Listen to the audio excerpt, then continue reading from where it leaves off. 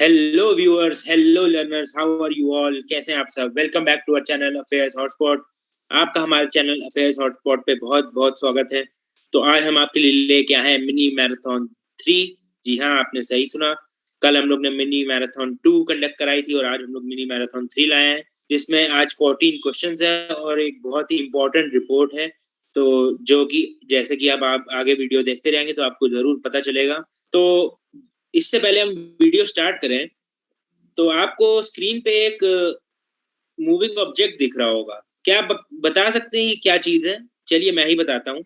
ये है नासा का क्यूरियोसिटी रोवर। जी हाँ, क्यूरियोसिटी रोवर है। जैसे इसका नाम है क्यूरियोसिटी रोवर, वैसे ही आपको अपनी क्यूरियोसिटी जगा के रखनी है, क्यूरियोसिटी बढ़ानी है और इस वीडियो को पूरा देखना है। And make sure you subscribe to our channel and press the bell icon and also like the video. There is a Telegram group of our channel, Affairs Hotspot, its name, and the link for which you will get in the next slide. We are also conducting quiz these days on the group discussion channel of our Affairs Hotspot. So you can join the group discussion channel also. Today also we conducted a quiz of 50 questions and that was a fabulous quiz. So let's move on to the first question of the day. India has successfully test-fired the vertically launched short-range surface-to-air missile VLSRSAM off the coast of which state?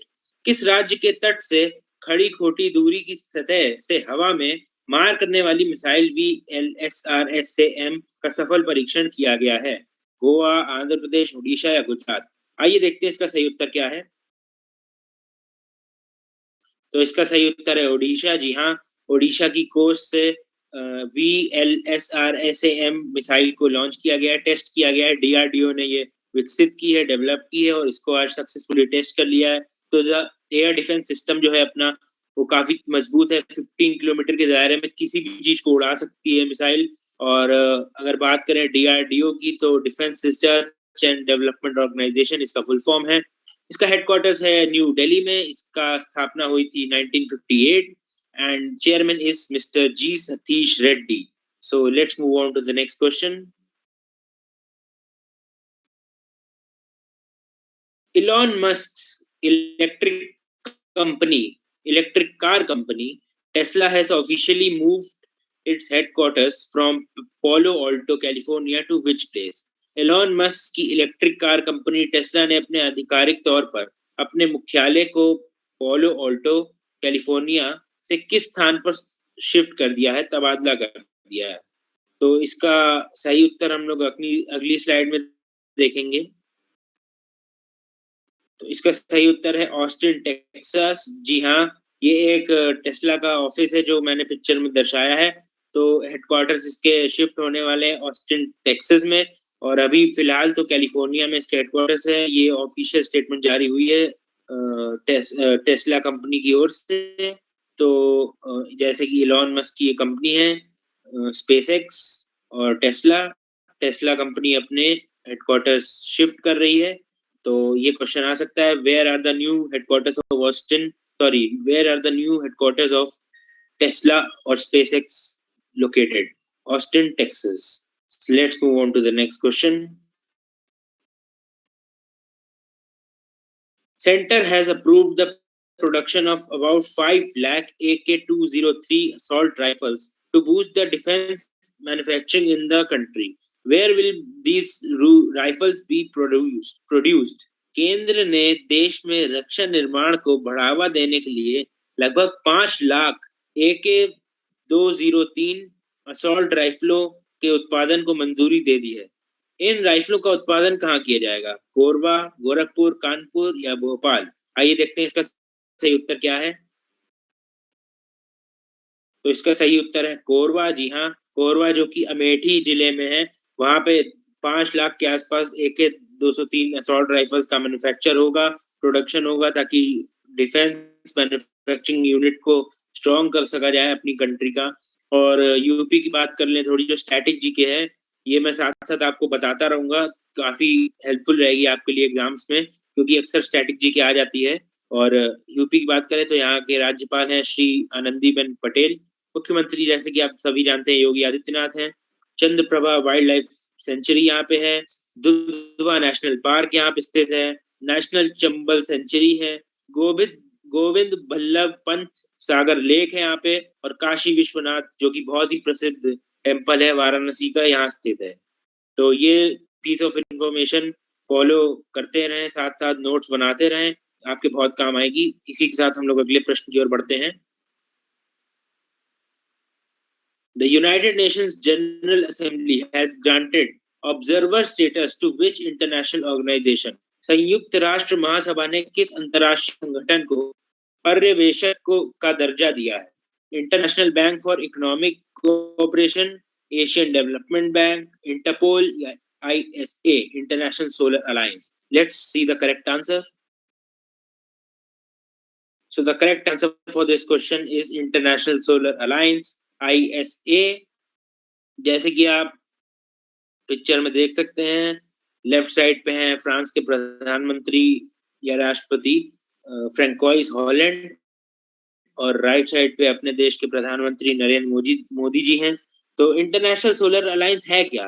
मैं आपको थोड़ा बताता हूँ कि ये एक भारत का initiative है, इंडिया का ही इनिशिएटिव है ये इंटरनेशनल सोलर अलायंस। तो इसमें मेन बात है कि efficient consumption of solar energy to reduce dependence on fossil fuels. तो जो हमारे फॉसिल फ्यूल्स हैं, जो जैसे कोयला हो गया, ये सब एक दिन आएगा एग्जॉस्ट कर जाएंगे, तो उसका सब्स्टिट्यूट एक तरह से कि उन पे दबाव कम रहे, फॉसिल फ्यूल्स पे दबाव कम रहे, इसलिए सोलर अलायंस बनाया गया। और at present 124 nations are a part of this alliance. और ये बहुत ही अच्छा इनिशिएटिव है और बहुत गर्व की बात है कि अपने भारत देश ने ही ये इनिशिएटिव लिया है। और फ्रांस के साथ मिलके इसका हेडक्वार्टर्स गुरुग्राम यानी हरियाणा में नींव रखी गई थी इसके हेडक्वार्टर्स की।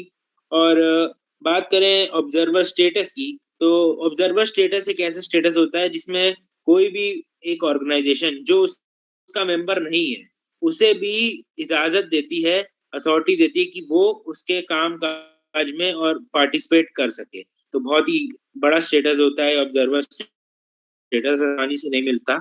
इंटरनेशनल सोलर अलायंस को मिल गया है ये, और उम्मीद करते हैं इंटरनेशनल सोलर अलायंस आगे बहुत अच्छा काम करे।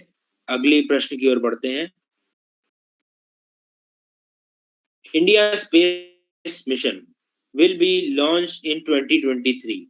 What is the name of the mission? Bharat का अंतरिक्ष मिशन 2023 में शुरू होगा। मिशन का नाम क्या है?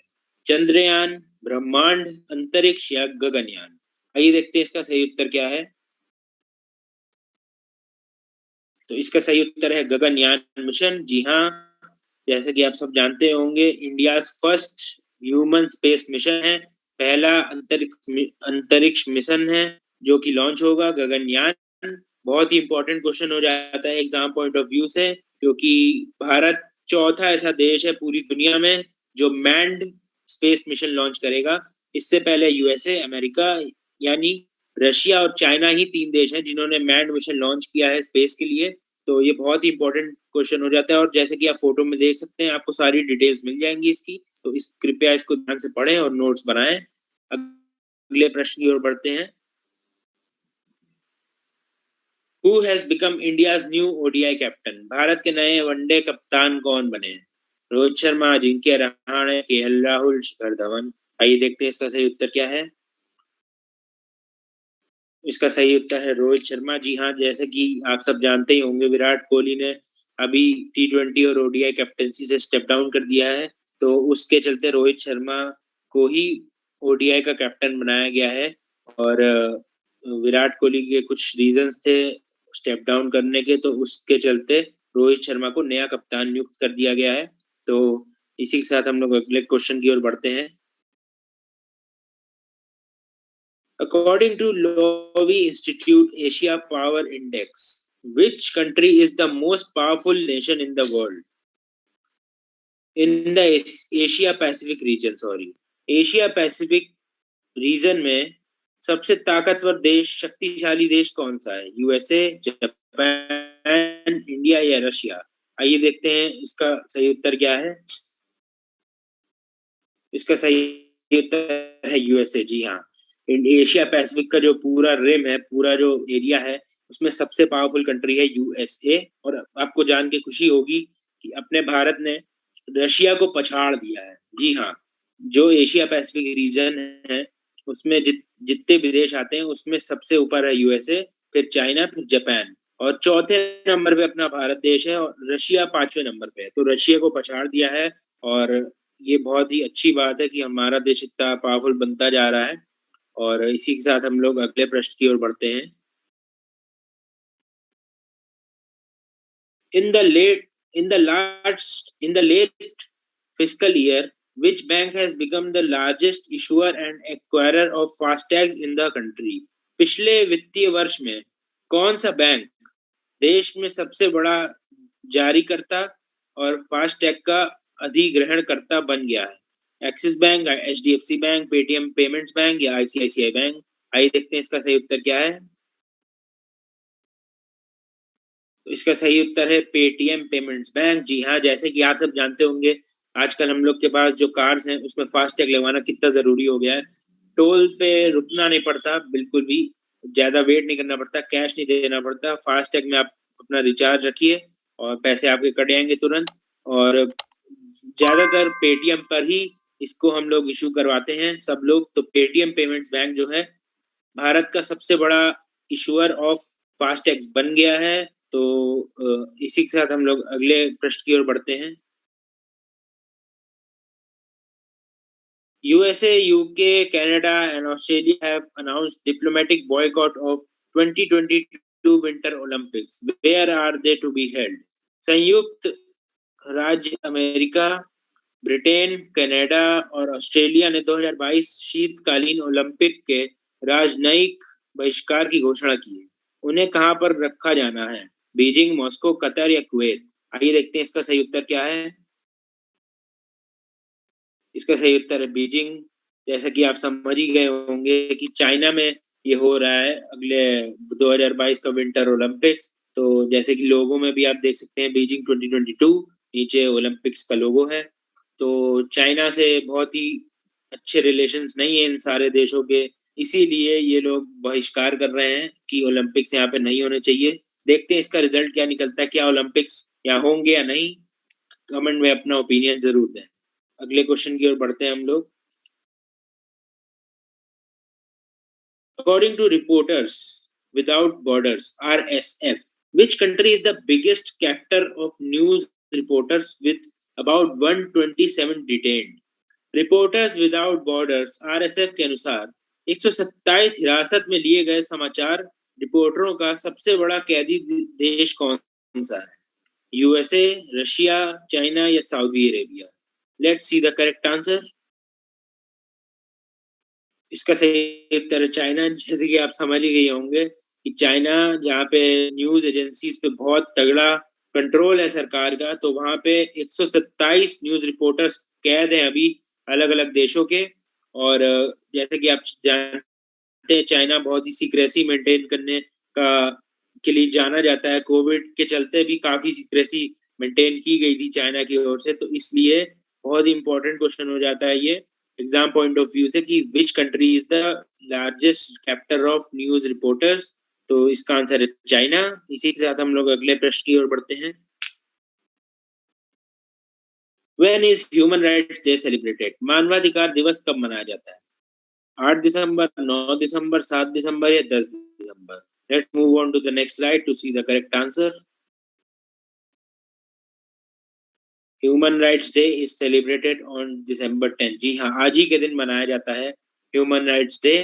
जैसे कि आप देख सकते हैं पिक्चर में कई सारे राइट्स हैं, एजुकेशन और लिटरेसी, ये सारे राइट्स हैं ह्यूमन के, डिग्निटी, जो कि हम लोग को पैदा होते ही मिलने चाहिए। और इसके लिए लड़ाई के लिए ही ये एक दिवस चुना गया December 10, जब ये ऑब्जर्व किया जाता है ह्यूमन राइट्स डे, कि मानव के जितने अधिकार हैं वो उन्हें मिलने चाहिए, इसलिए सब साथ आए और ये दिवस सेलिब्रेट करें। इसी के साथ हम लोग अगली प्रश्न की ओर बढ़ते हैं। Which Indian origin woman has become the first ever woman president of Pennsylvania State University? कौन सी भारतीय मूल की महिला पेंसिल्वेनिया राज्य विश्वविद्यालय की पहली महिला अध्यक्ष बनी है? नीला बेंदापुरी, गीता गोपीनाथ, सौम्या स्वामीनाथन या कमला हैरिस? देखते हैं इसका सही उत्तर क्या है। तो इसका सही उत्तर है नीली बेंदापुड़ी जी। जी हाँ, जैसे कि आप फोटो में देख सकते हैं, बहुत खुश लग रही हैं। तो ये first ever woman president of Pennsylvania State University हैं और बहुत ही गर्व की बात है कि अपने भारत के जन्मे में लोग इतनी तरक्की कर रहे हैं। और जैसे कि आप लिस्ट के बाकी नाम भी देख सकते हैं, गीता गोपीनाथ, जो अभी हाल ही में आईएमएफ इंटरनेशनल मॉनेटरी फंड की फर्स्ट डेप्यूटी मैनेजिंग डायरेक्टर भी घोषित की गई हैं, सौम्या स्वामीनाथन जी, जो कि वर्ल्ड हेल्थ ऑर्गेनाइजेशन में हैं, कमला हैरिस जी, जो कि यूनाइटेड स्टेट्स की वाइस प्रेसिडेंट हैं। तो ये सब इंडिया में पैदा हुए थे, इंडिया में इनका ओरिजिन हुआ है। तो बहुत ही गर्व की बात है कि अपना देश की औरतें इतना परचम लहरा रही हैं अपना दूसरे देशों में। इसी के साथ हम लोग अगले प्रश्न की ओर बढ़ते हैं। When is the Nobel Prize Day? Nobel पुरस्कार दिवस कब होता है? 10 दिसंबर, 10 अक्टूबर, 10 नवंबर या 10 जनवरी? Let's move on to the next slide to see the correct answer. December 10, जी हाँ, ये अल्फ्रेड नोबेल जी की डेथ एनिवर्सरी होती है 10 दिसंबर। डायनामाइट बनाया था इन्होंने, अल्फ्रेड नोबेल। तो इन्हीं के सम्मान में नोबेल पुरस्कार रखा गया है और ये किसी भी सब्जेक्ट में हाईएस्ट पुरस्कार है पूरे वर्ल्ड का। और ये नेमली फिजिक्स, केमिस्ट्री, मेडिसिन यानी physiology, literature, economics and peace के क्षेत्रों में दिया जाता है। तो इसी से रिलेटेड मैं आपसे एक क्वेश्चन पूछना चाहता हूँ कि भारत से नोबेल प्राइज जीतने वाले पहले व्यक्ति कौन थे? Who was the first person to win Nobel prize from India? इसका आंसर आपको कमेंट में देना है और सही आंसर को हम लोग टैग करेंगे अपनी अगली वीडियो में। तो इसी के साथ हम लोग लास्ट क्वेश्चन की ओर बढ़ते हैं। Who has won the 2021 Women's Tennis Association Player of the Year Award? 2021 महिला tennis association player of the year का पुरस्कार किसने जीता है? Simona Halep, Naomi Osaka, Ashleigh Barty या सेरेना विलियम्स? देखते हैं इसका सही उत्तर क्या है। तो इसका सही उत्तर है एशले बार्टी। जी हाँ, ऑस्ट्रेलिया की बहुत ही दिग्गज खिलाड़ी हैं एशले बार्टी टेनिस की। और इन्होंने अभी फोटो में जैसे आप देख सकते हैं, अपना पहला विंबलडन, जो कि टेनिस का सबसे बड़ा चैंपियनशिप अवार्ड है, वो पकड़ा हुआ है टाइटल।